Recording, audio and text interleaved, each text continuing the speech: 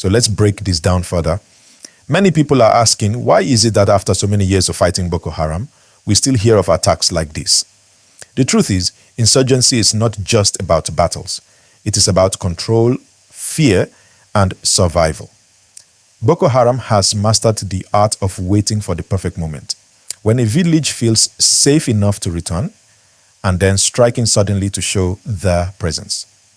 This cycle is dangerous because it keeps communities trapped between two choices. Stay in camps where life is hard but relatively safe, or go home and risk being attacked again. Neither option feels like a real solution. Now picture this: families who had just started farming again, children who are going back to school, women who had rebuilt their small shops. In one night, all of that progress was destroyed. These are not just numbers. These are futures stolen. That is why the declaration of "this is our territory" hurts so much. It is not just a bold statement. It is a message meant to crush hope. Another thing to consider is the role of soldiers on the ground. Many of them are doing their best, working in difficult conditions with limited resources. In this attack, at least 7 soldiers lost their lives. They paid the ultimate sacrifice trying to defend the community. But the question is, are we giving them the tools they need to succeed?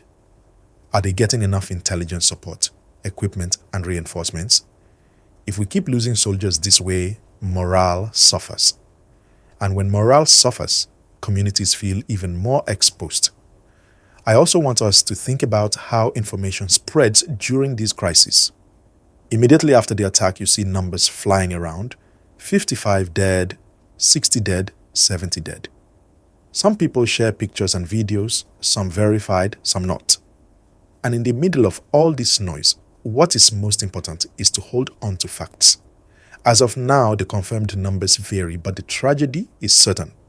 Dozens of lives were lost. When you share this kind of gist, please do it responsibly. Do not spread fear without fact. This is how we can all contribute to a healthier conversation. And as you are listening now, please don't forget again, hit that like button and subscribe so more people can join in hearing the truth clearly. Now, historically, this region of Nigeria, the Northeast, especially Borno State, has carried the weight of this insurgency for more than a decade. We have seen towns captured, schools attacked, and thousands of people abducted. One of the darkest memories still fresh in people's minds is the abduction of the Chibok schoolgirls back in 2014. That event put Boko Haram on the global map and showed how dangerous and unpredictable they are. Fast forward to today, while the group may not hold big cities anymore, they still have the ability to shock us with attacks like Darul Jama. That's why this story is not just about one village. It is about the ongoing struggle of Nigeria against a long-standing enemy. Let me also highlight the humanitarian impact in a bigger way. When a village like Darul Jama is attacked, it is not only about those killed or wounded. Hundreds of people flee into the bush, leaving everything behind. Children run without shoes. Mothers carry babies in their arms. Old people struggle to keep up. By the next morning, you may find dozens of families hiding under trees, hungry, thirsty, and traumatized.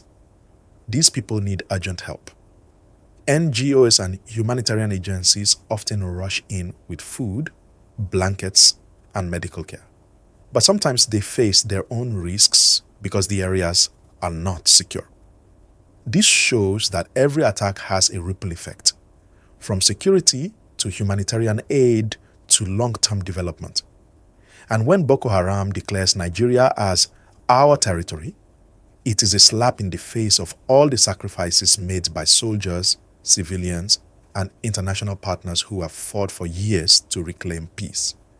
It is also a reminder that the fight is not over. So what can be done? Let me put it simply. A mix of strong security, smarter intelligence, regional cooperation, and community support. No single strategy will solve it alone. Let's not forget the role of technology too. Drones, surveillance equipment, and stronger communication systems could make a big difference. if local villagers had a way to quickly send alerts to military bases, maybe reinforcements could arrive faster. Imagine if every vulnerable community had a reliable early warning system. It could save lives. But beyond the military and technology, we must also address the roots of the problem. Boko Haram thrives where poverty is high, where young people have no opportunities, and where communities feel abandoned. If a young man grows up with no school, no job, no future, it becomes easier for militants to lure him with promises of money or belonging. That's why real peace will only come when education, jobs, and hope are restored in these regions. Otherwise, we will keep fighting the symptoms without curing the disease. Another big point is regional cooperation. Remember, the insurgency is not only a Nigerian problem. It touches Cameroon, Chad, and Niger, especially around the Lake Chad Basin. Fighters cross borders easily because those borders are long and difficult to police. So unless Nigeria and its neighbors work hand in hand, militants will always find a safe place to regroup.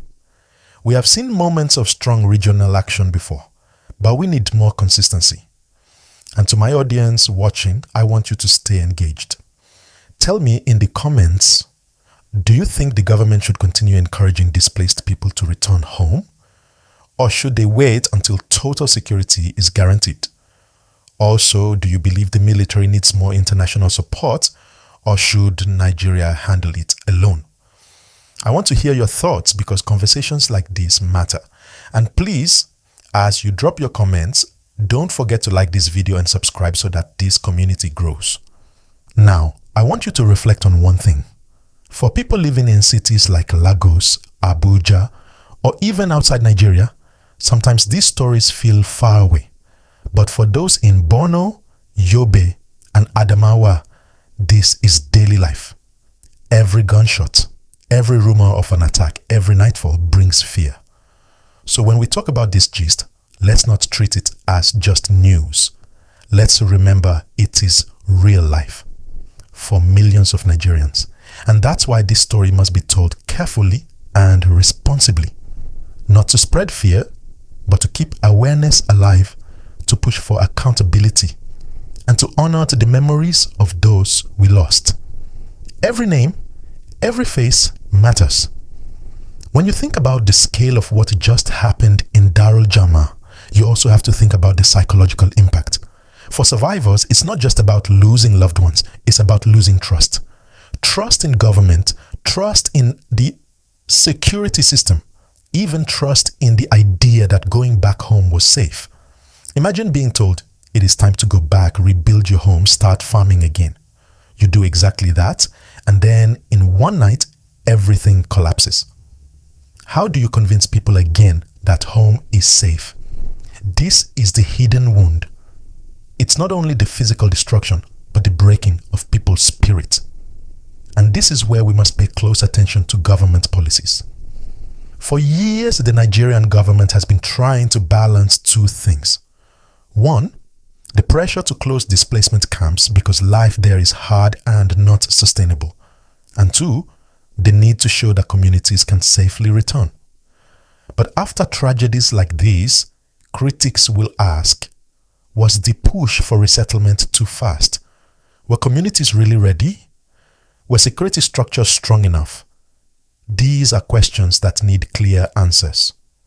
And as we ask them, don't forget, like this video right now and subscribe to the channel because conversations like this must continue to spread.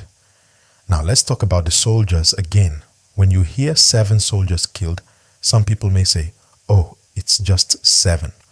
But to their families, each one is a husband, a father, a son, a brother. And beyond that, every fallen soldier represents the risk our armed forces face daily. They are stretched thin, covering vast areas with limited resources. Some are deployed for months away from their families.